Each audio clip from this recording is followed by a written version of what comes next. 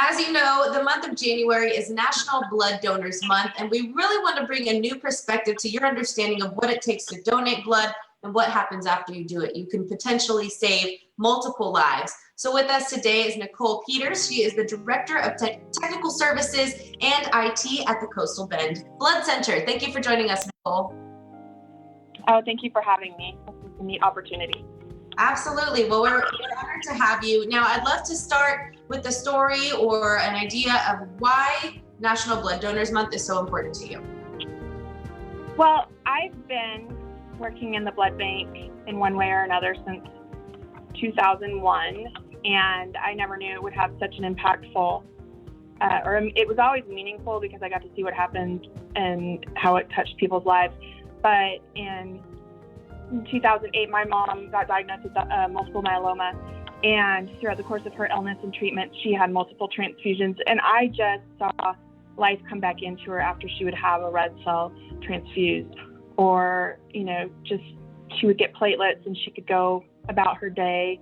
So seeing that, I knew how actually it really does affect people, and it's life-saving, and it's just an amazing mission that we have here, and it touches a lot of people's lives. Well, it certainly does, and it's very special for you to be in a career where you have such a strong why. It gives you so much more purpose in your job. Now, we've discussed what it takes to donate. We've met some people who have gone above and beyond to donate and continue to save lives. But tell us, what happens once we leave that bus? What happens to the blood after we donate?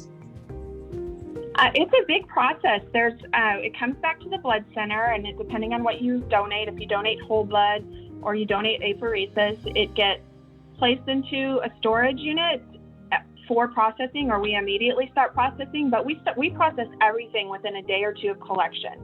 So the staff start spinning them down in centrifuges, and they separate it into their different components.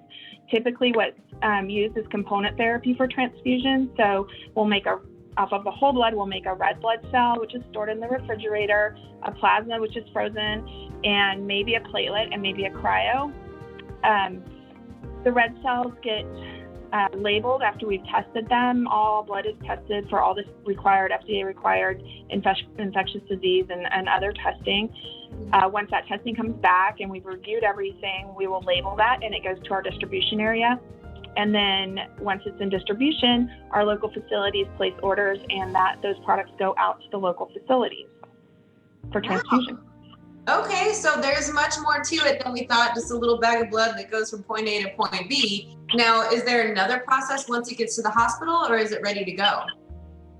It's pretty much ready to go, but you have to match it with the patient. Wow, well, that is fascinating, and I think it gives y'all a lot more points for the common person who may not know all the work that goes into this. Now, I think it goes without saying that there are so many different types of people that would be able to use the blood, the plasma, and all the other elements of our donations. All the more reason to get out and make a habit of donating every few months as your body allows you to do so. So where can we go, Nicole, for more information on how to donate or what happens to our blood after we do?